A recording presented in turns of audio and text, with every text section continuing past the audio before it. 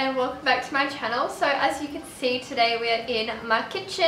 It has been a while since I've done a baking video, and let me tell you, I am very excited about it. It is literally 2 weeks until Christmas. Woo! And that means I crave everything peppermint flavored. So today we're going to make healthy gooey chocolate peppermint brownies. That was a mouthful. I do make brownies like quite often, but they always have like peanut butter in them. But I didn't really want to have peanut butter and peppermint together because I think that would be weird. So this is the first time I've made this type of brownie. Hopefully it works, otherwise that'd be awkward. But yeah, I guess if you guys are new to my channel, please don't forget to hit subscribe down below. Please don't forget to give this video a thumbs up as well if you do enjoy it. And yeah, I guess without further ado, let's get on to it. Okay, so while my camera battery was charging before, I went ahead and cut up some dark chocolate. It is the Old Gold 70%. This one's my favorite. I also like the lid one, but definitely 70% because it's better for you. So I cut up roughly 70 grams, which I think was like maybe 2 lines of chocolate, 2 or 3 lines. And we're going to add half of this into a microwavable safe jug. If you don't want to be extra lazy, you can like put it on the stove and melt it that way, but we are lazy here over on my channel, so I like to microwave everything. So I just put half of the chocolate in here, and I'm going to add coconut oil, and I do not have enough of this, so this is where I'm scared that the recipe will go wrong. But let's see. So there's about 1/4 cup. I usually add half a cup. I'm also just taking this recipe from my ebook that I just recently launched. We put gooey chocolate brownies in there, so if you guys haven't seen the ebook, then I will link that down below and you guys should buy yourself a copy. So I usually use half a cup of coconut oil as my recipe, but I've only got 1/4 cup, so we're just going to go with that for now. And we're just going to melt that.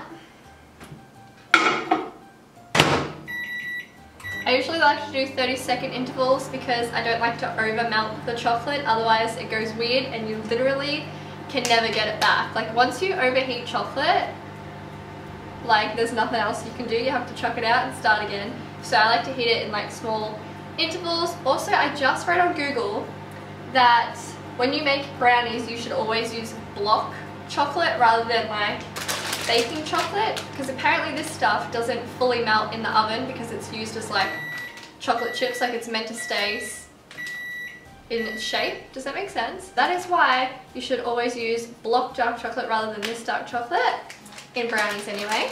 So we're just going to tip that into our bowl, and then we're just going to go ahead and add 2 eggs. Be careful your coconut oil isn't too hot, otherwise you will cook your eggs in the chocolate sauce, which is grim. There's 1.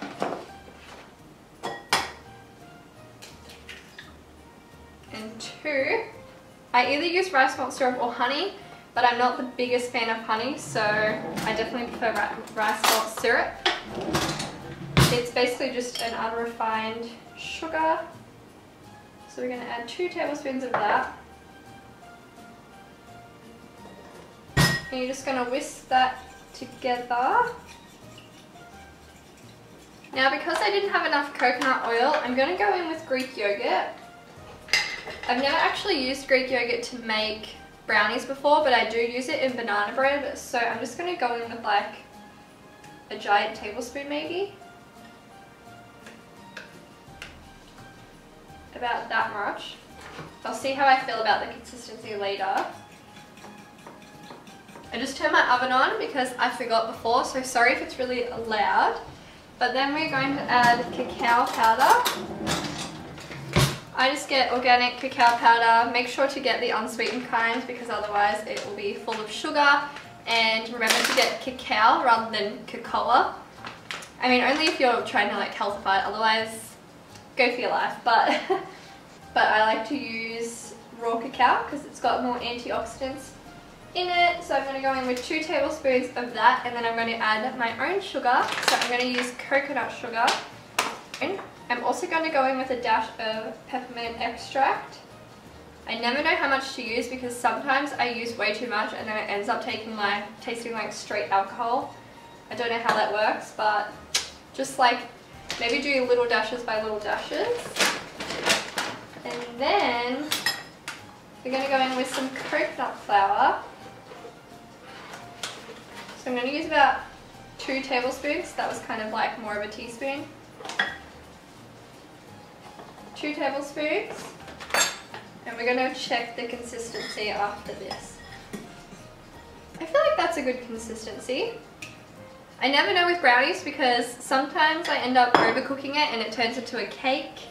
So I feel like that looks like alright. Maybe I'll add one more tablespoon of coconut flour. Oh, here comes the little devil. You probably can't see him. Yeah, you can't see him on camera. Just my cats, as usual, roaming around. Oh, now I feel like it's too cakey. This always happens with brownies.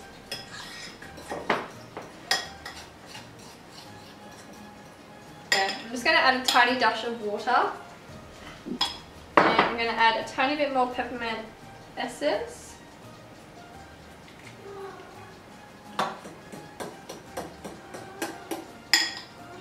Sorry if you can hear my other cat in the background. It's really hot in our house right now, so he's just being a little bit sad.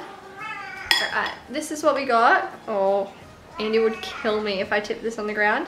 But this is what we've got for the brownie mixture. And the last step, once you've got the batter ready, is to tip the rest of the dark chocolate bits in it. So that you get like little melt in your mouth kind of bits. That was not a sentence, but I'm sure you guys know what I mean. Alright, so we've got our batter. We're just going to line an 8x8 or 20x20 square pan and pop it in the oven until it is browned.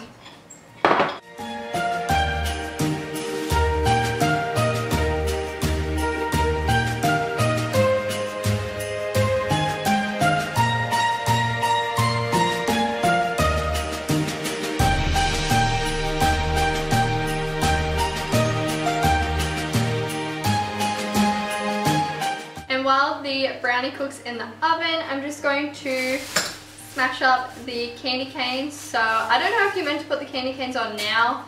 I'm a little bit worried they'll like burn or something, so I might just add them at the very end while the top is still kind of like moist. I hate that word. Obviously you don't have to add candy canes if you want it to be like extra healthy, but I'm kind of doing it just so it looks pretty.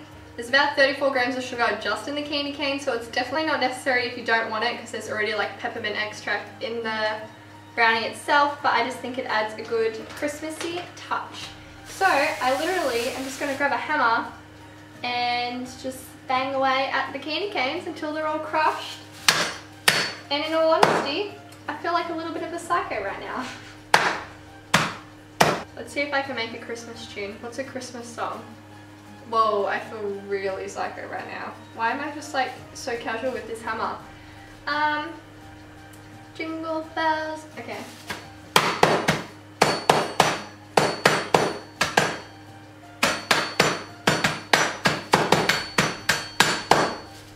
Voila! And they're all crushed. Let's just wait for the brownies. So I just took them out of the oven and this is what they look like. They look so pretty. I'll show you guys a close-up in a sec, but they literally look so gooey. Like, oh my god, I wish you could see that from here. The close-up will do it justice. But yeah, I cannot wait to eat these. They smell so good. They look so festive. Like, I'm scared they're gonna slide off, but like, look how festive that looks. And it just smells so good. There's bloody cat hair all over it. Lucky I'm the only one eating them. But if you guys decide to recreate this recipe, please let me know and make sure to tag me on Instagram so that I can come and check it out and follow you guys, because I love to do that whenever you guys recreate my recipes.